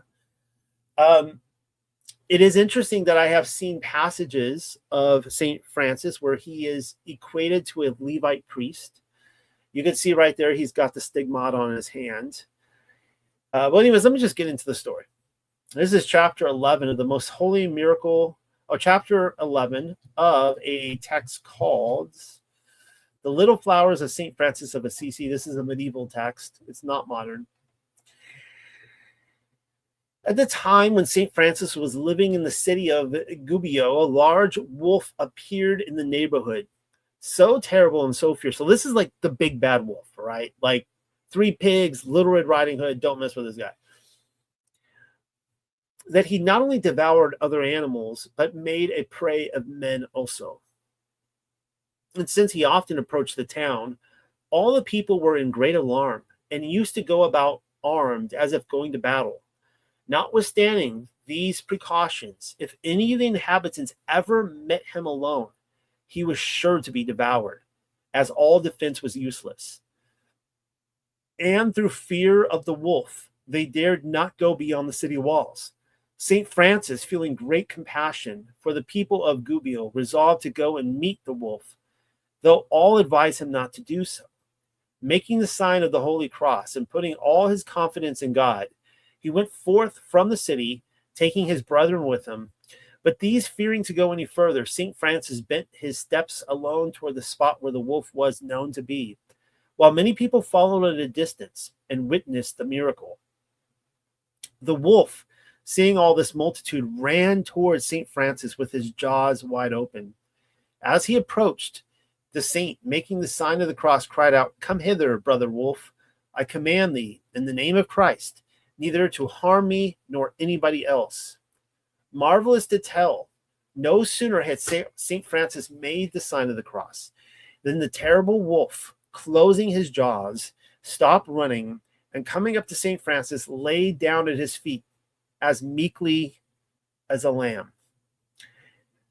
Now, I'm going to ask the question, because I've looked at this for years, for at least 10 years now, the Lion and the Lamb Mandela effect, and I have shown somewhat confidently that there are two parallel narratives through history. I've sourced this back, where oddly enough, the Lion and the Lamb, there's a lot of residue for it, but it's completely stripped from Scripture. It's gone.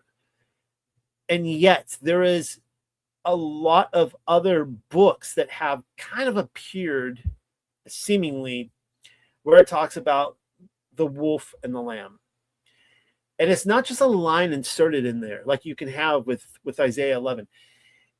It's almost like all this commentary on a wolf prophecy, like the Benjamin wolf and the lamb and how it ties into Isaiah 11.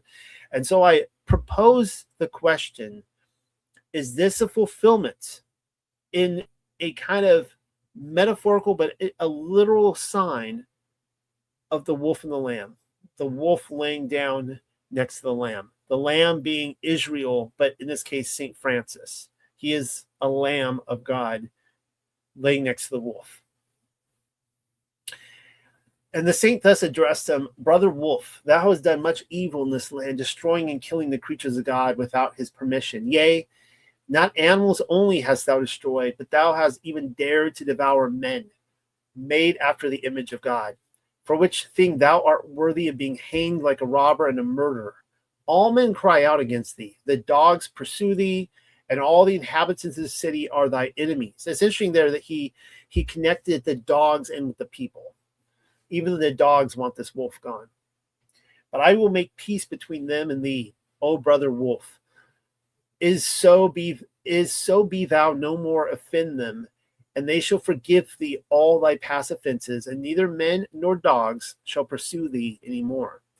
Having listened to these words, the wolf bowed his head, and by the movements of his body, his tail, and his eyes, made signs that he agreed to what St. Francis said.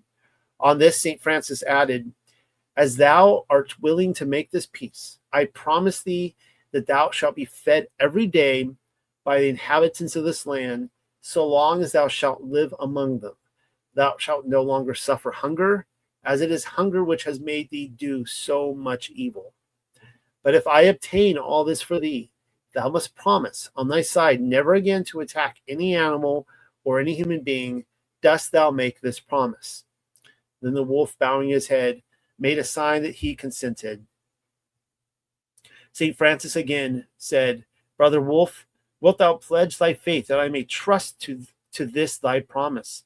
And putting out his hand, he received the pledge of the wolf, for the latter lifted up his paw and placed it familiarly in the hand of St. Francis, giving him thereby the only pledge which was in his power. Then St. Francis, addressing him again, "Brother wolf, I command thee in the name of Christ to follow me immediately without hesitation or doubting, that we may go together to ratify this peace which we have concluded in the name of God." And the wolf, obeying him, walked by his side as meekly as a lamb, to the great astonishment of all the people.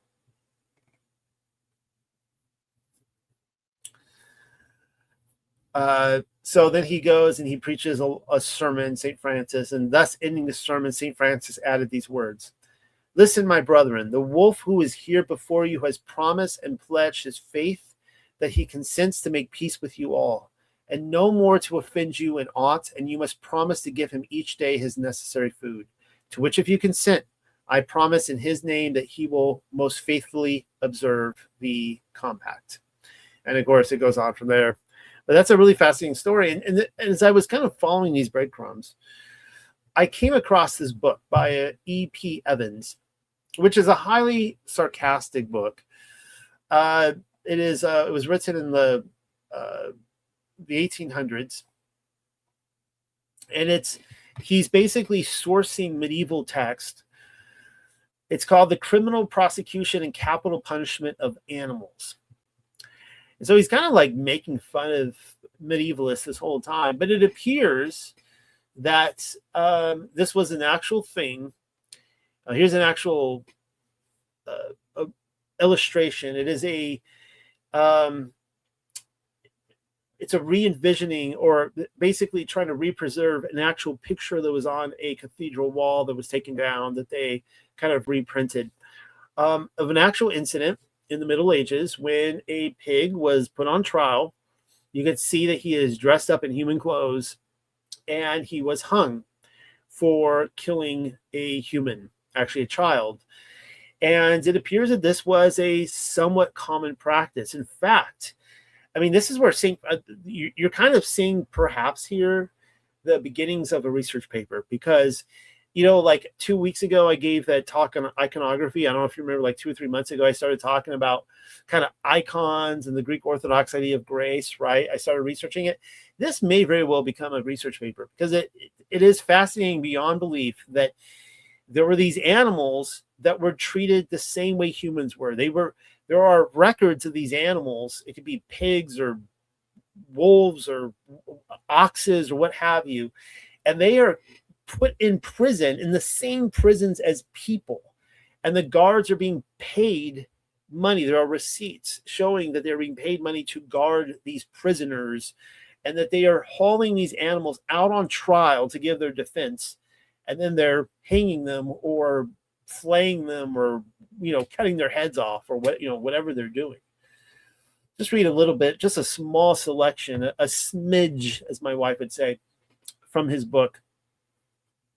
Here's what he says. Now, keep in mind that some of this is post Middle Ages, and he's giving an account of some of these incidences, but he's kind of just doing it in kind of a mocking way. In 1266, at Fontenay something Roses near Paris, and I think this whole section is just sourcing receipts that were found in France. A pig convicted of having eaten a child was publicly burned by order of the monks of Saint Genevieve. In 1386, another tribunal sentenced a sow to be mangled and maimed in the head and forelegs, and then to be hanged for having torn the face and arms of a child and thus caused its death. Here we have a strict application of the lex talionis, the primitive retributive principle of taking an eye for an eye and a tooth for a tooth. Well, isn't that interesting? As if to make the travesty of justice complete, the sow was dressed in man's clothes and executed on the public square near the city hall at an expense of the state of 10 sows and 10 deniers, besides a pair of gloves to the hangman. The executioner was provided with new gloves in order that he might come from the discharge of his duty, metaphorically at least, with clean hands, thus indicating that as a minister of justice, he incurred no guilt in shedding blood of a pig. He was no common pig killer, but a public functionary, a master of high works, as he was officially styled. We may add that the west wall of the south branch of the transept in the Church of the Holy Trinity at Falaise in Normandy was formerly adorned with a fresco painting of this execution. And basically it goes on to say that they whitewashed the walls and then they painted over it, so they've lost this. But this right here is a depiction of what was shown on the cathedral walls right there. In 1394, a pig was found guilty of having killed and murdered a child in the parish of, I can't pronounce French words, guys. I just sorry. It's somewhere in France, right? Probably Normandy. In the county of Mortagne, for which deed the said pig was condemned to be haled and hanged by Jehan Tit, lieutenant of the bailiff. The work was really done by the hangman, Jehan Micton, who received for his services the sum of 50 sols tournois. In another case, the deputy bailiff of such and such presented a bill dated March 15th, 1403, which contained the following items of expense incurred for the incarceration and execution of a pig. And you can see this right here, just listing the expense and everything for having this pig in prison. He goes on to say here, brutes and human criminals were confined in the same prison and subjected to the same treatment. Thus, keeper of the prisoners of our Lord, the King, in the town of Pont de l'Arche, acknowledges the receipt through the hand of the honorable and wise man, Jehan Monet, sheriff of the said town. The jailer gives the names of the persons in custody and concludes the list with item 1 pig conducted into the said prison and kept there from the 24th of June, 1408, inclusive till the 17th of the following July, when it was hanged for the crime of having murdered and killed a little child. For the pig's board, the jailer charged 2 deniers a day, the same as for boarding a man. So that's kind of interesting right there. So they're saying that there was equal kind of justice and sentence, and these animals were treated in the same way as people. I see they're mocking this idea, but I actually find this really fascinating, guys, that this is like, in a way, this is actually chivalry, right? You get the sense with like the Knights Templars and stuff, they had to treat the horses better than themselves. Animals were given, despite what we're showing in Hollywood films and such, they were treated with that's what chivalry is. Understanding that an animal deserves better treatment than yourself because it is more helpless than you are. And of course, if an animal is going to curse a man by killing a man, then they are going to be treated as a man and killed in that way. So anyways, same as for boarding a man, thus placing the porker, even in respect to its maintenance, on a footing of perfect equality with the human prisoners. So that was the French in the Middle Ages, or perhaps the Millennial Kingdom. They treated pigs with perfect equality with humans, at least as it came to transgressions of the law. All right, so let's talk about the donkey and the nativity, and I think this is probably how we're going to close out the night for the next 20 minutes, because I really want to cover this aspect. And mind you, we're going down this breadcrumb trail based on the talking donkey with Balaam. And if you tuned in to my presentation this last Thursday on anachronism, I showed you Saint Bridget of Sweden and her vision where she entered into the nativity. She actually went to the Church of Nativity in Bethlehem in the kingdom of Judea, I believe as it was known then. The Templar, it wasn't a Templar kingdom at that time, I don't think.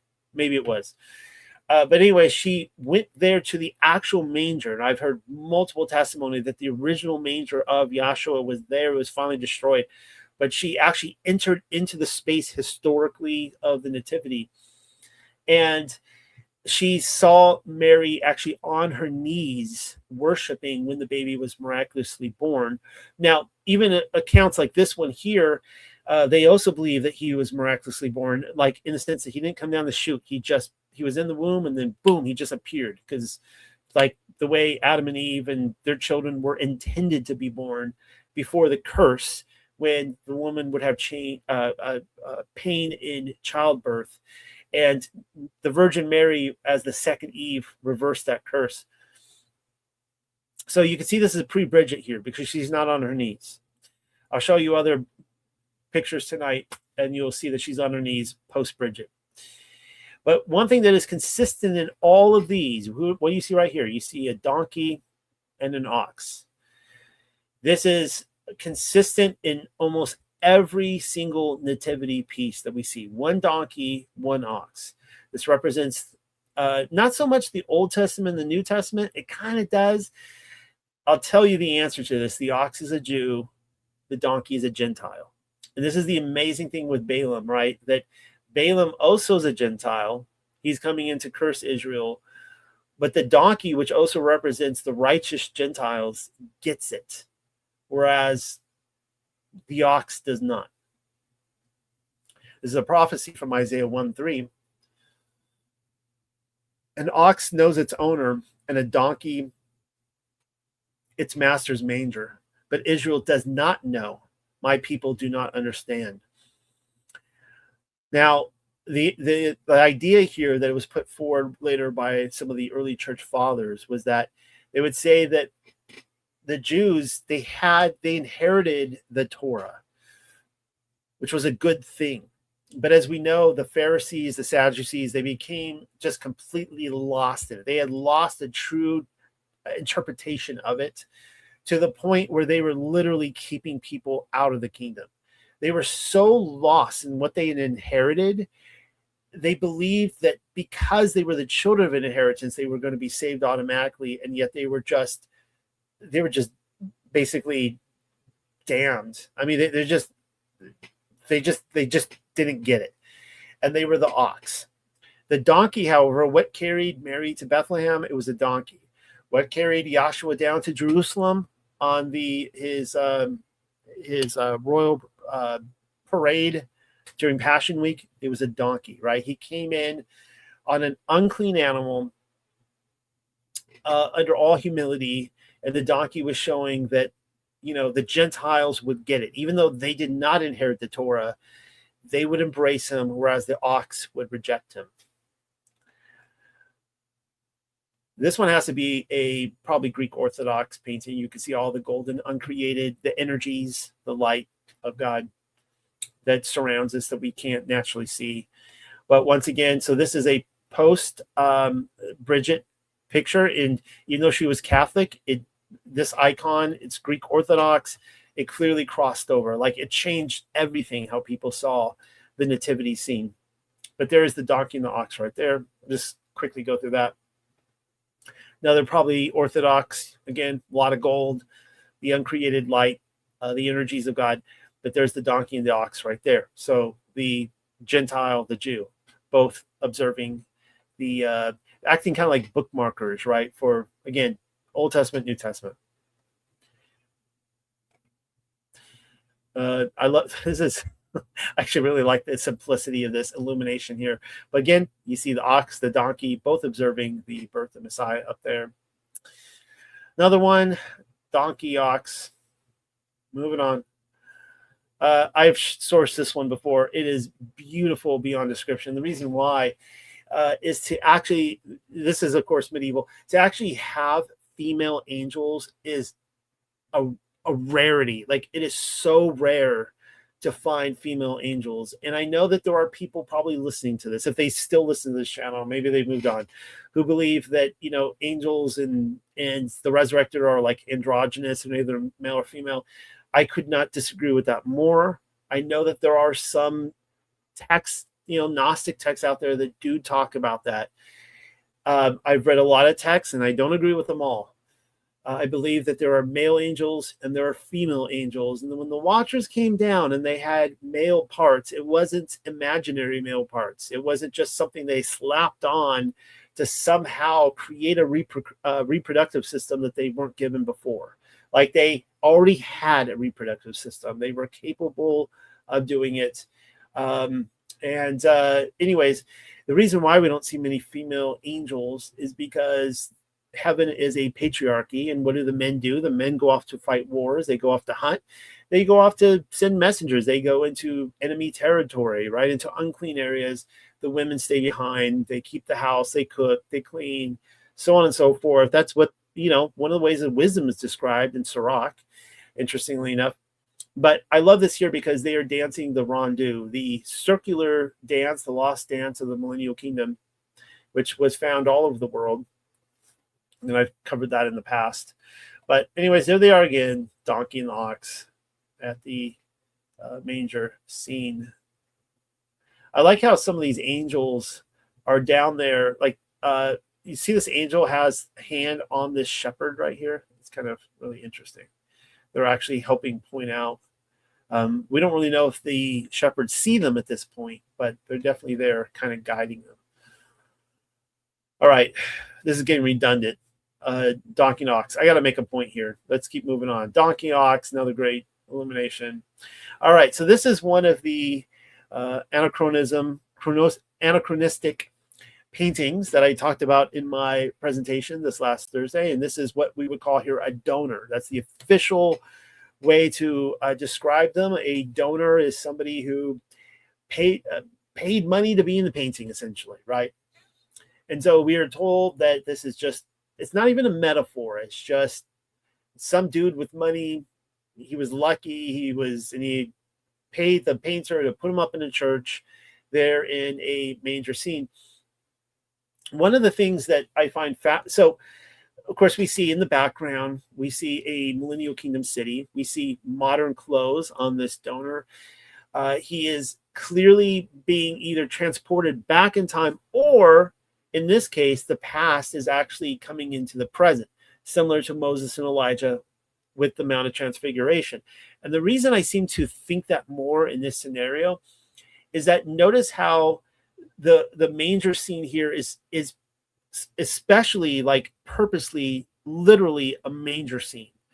And this is what we learned with St. Francis, that he started the whole manger scene phenomena when he created a manger scene, and miraculously the baby Joshua was there in the manger, and he picked them up and he held them, and other people saw it. So it seems like they're showing us, and again, I sourced that this was a common thing, that this is, I think this was happening to thousands and thousands of people. So I think this is how the whole manger, and with St. Francis, it was August, I think. It said August when it happened, summertime. And I think they would set up these manger scenes. That's how the whole thing started, to be able to have these visions. So you can see this is post-Bridget right here. Joseph, an old man, has a candle.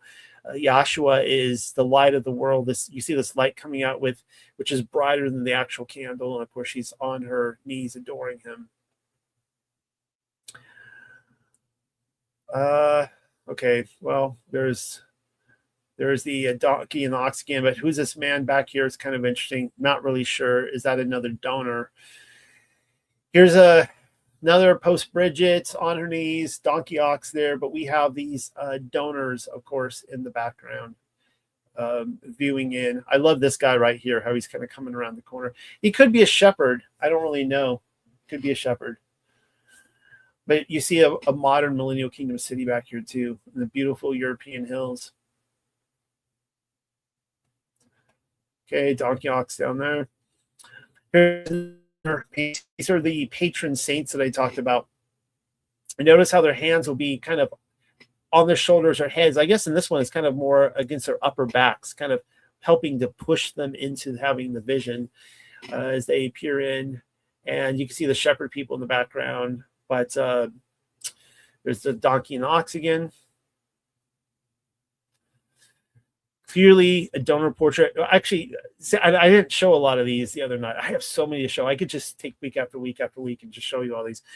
But one of the things I really like about this one is that the dog is joining the donor in entering into the nativity scene and seeing Mary and Joseph with baby Joshua.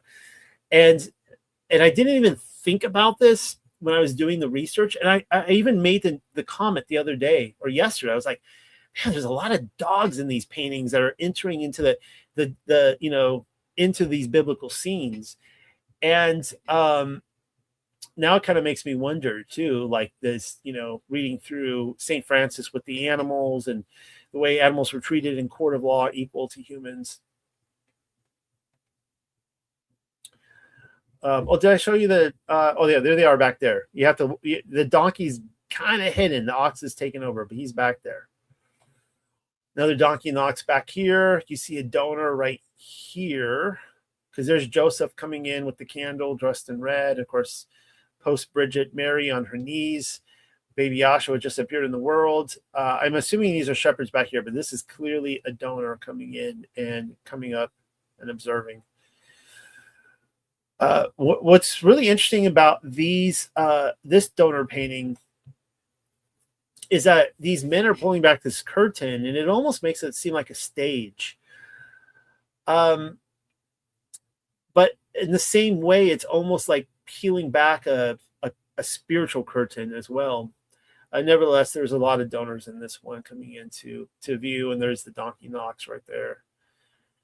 I don't know how many more of these I have, 2 or 3 more. Where are the donors in this one? Oh, there's pretty obvious right there. There's the donkey and the ox. There's the donor right here. He too has entered the scene. And look at this here. Look at what's so clever about this one is that you have the an actual Gothic cathedral right here, where the scene is unfolding, where Yahshua is 8 days old and he is being presented in the temple. And yet it kind of naturally transforms into like a manger scene where, time itself is blending together into these 2 dimensions, almost just these 2 different times coming together into one scene. It's really amazingly done. And so I speculated, is this some of the stuff that was going on in cathedrals? Okay, where's the donkey? It's getting harder. That donkey, he's back there. He's kind of dark, but he's back there. Anyway, there's one more donor adorning. And see, there's a dog again. The dog is kind of off to the side. I don't think that's a deer. Yeah, it's a dog. The dog is there. Those dogs, they like to time travel with the donors.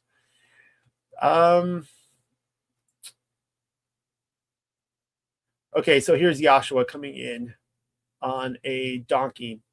This is what St. John Chrysostom said in a homily on the holy feast of the Palms. He said, Jesus found a young donkey and sat on it. As it is written, do not be afraid, daughters of Zion. Behold, your king is coming to you sitting on a donkey's colt. He did this in order to fulfill one prophecy and to prefigure another. The same event completed one and began another. Do not be afraid, daughters of Zion. Behold, your king is coming to you, meek and sitting on a donkey's colt. Zechariah 9:9. Was certainly the prophecy being fulfilled. By sitting on the colt of a donkey, he indicated that the unclean race of the Gentiles would submit to him.